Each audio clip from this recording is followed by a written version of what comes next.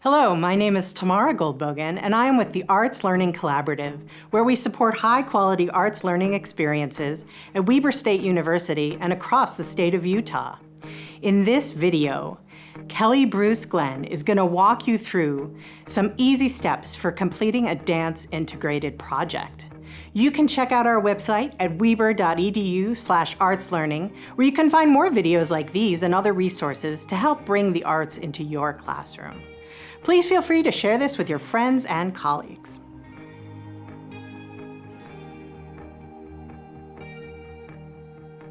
Welcome back. Today we're going to look at axial versus locomotor movement, which are two huge components in the element of action in dance.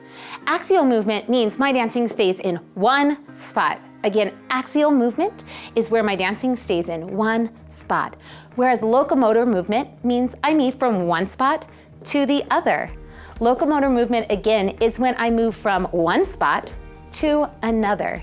Today we're going to explore some axial versus locomotor movement. The first one I'm going to start with is axial movement. So my feet are going to be planted in just one spot, and I'm going to practice those axial movements. So here we go. The first one I'm going to practice is stretching. Now, when we hear stretching, we may think of something that is a little passive, meaning that we're not moving through it. And that's correct. That is stretching in a definition. But in dance class today and in improvisation, we're going to practice stretching that is active, meaning it's constantly moving. But again, we're staying in one spot. So my feet are planted and I'm going to stretch for 5 counts. Here we go. Stretching 1, 2, 3, 4, 5. Excellent. We're going to stretch again for 5 counts. Again, 1, 2, 3, 4, 5. One more time, getting those legs involved. 1, 2, 3, 4, 5. Excellent. Stretching is something that is like pulling taffy or candy or caramel, always moving and stretching. Let's take a look at another axial movement. The next axial movement I'm going to look at is rising. Now, it may look similar to stretching because it has the same quality, but rising has to start low. So I'm going to start in a really small creative shape, and I'm going to rise for 8 counts today. Here we go, rising 1, 2, 3, 4, 5, 6, 7, 8. Excellent. I always want to remember that I start and end in a creative shape. So let's try that rising again. Getting into a creative shape. I may change again my stomach, my arms, my head. Here we go, rising for 8 counts. 1, 2, 3, 4, 5, 6, 7, 8. Excellent. Now we're going to do the opposite of that. We're going to practice falling. Now, we can fall really quick. On 1 count, fall 1. But this time I want to go a little bit slower. So we're going to take 10 counts to fall. So I'm going to start in a high shape, falling for 1, 2, 3, 4, 5, 6, 7, 8, 9, 10. Again, ending in my creative shape. We're going to try 2 more axial movements. Here we go. This one is twisting, kind of like you take a rag and you twist out the water. We'll take it for 4 counts. Twisting 1, 2, 3, 4. Trying to get my whole body involved. Twisting again. 1, 2, 3, 4.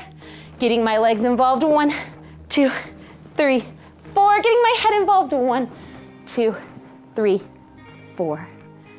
Excellent. One last time, we're going to try one more, and it's going to be curving, kind of like a C curves over. Here we go, curving 1, 2, 3, 4. Try it again. 1, 2, 3, 4. We can curve backwards. 1, 2, 3, 4. One last time. 1, 2, 3, 4. Excellent. You just learned some axial movements. Now we're going to move to locomotor movements. Locomotor movement is when I move from one place to the other. There are some locomotor movements that you could do axially, but today we're going to practice doing them locomotively. So a really easy one that we have tried before, walking. 1, 2, 3, 4, 5, 6, 7, freeze in a creative shape. Again, walking. 1, 2, 3, 4, 5, 6, 7, freeze in a creative shape. Again, walking. 1, 2, 3, 4, 5, 6, freeze. Excellent job. Now, when we're walking, we can take as many counts as we need to, but as a teacher, you get to decide when we freeze in that creative shape. The next thing we're gonna practice is hopping. Hopping is when you stay on one foot. Here we go, hopping. 1, 2, 3, 4, 5, freeze. Excellent, hopping again. 1, 2, 3, 4, freeze. Again, hopping. 1, 2, 3, 4, freeze. Last time, 1, 2, 3, 4, freeze. Excellent. When you hop, you could hop forward or backwards or sideways or diagonally. When you're doing locomotor movements, you can move any direction that you would like. Here's our next one, is jumping. Now, jumping is a little different than hopping. Jumping is when you stay on 2 feet and you either jump to 2 feet or you're on 2 feet and you jump to 1 foot. Again, jumping is 2 feet to 2 feet, and jumping is 2 feet to 1 foot, and we can also do 1 foot to 2 feet. That's a little different than hopping, which stays on 1 foot the whole time. Let's do some jumps. Here we go. We go 1, 2, 3, 4, 5, 6, 7, freeze. Excellent. We're gonna learn one more today, and that is leaping. It's different than hopping and jumping. It's when you go from 1 foot to the other. Again, leaping is when you go from 1 foot to the other. Here we go, we'll leap.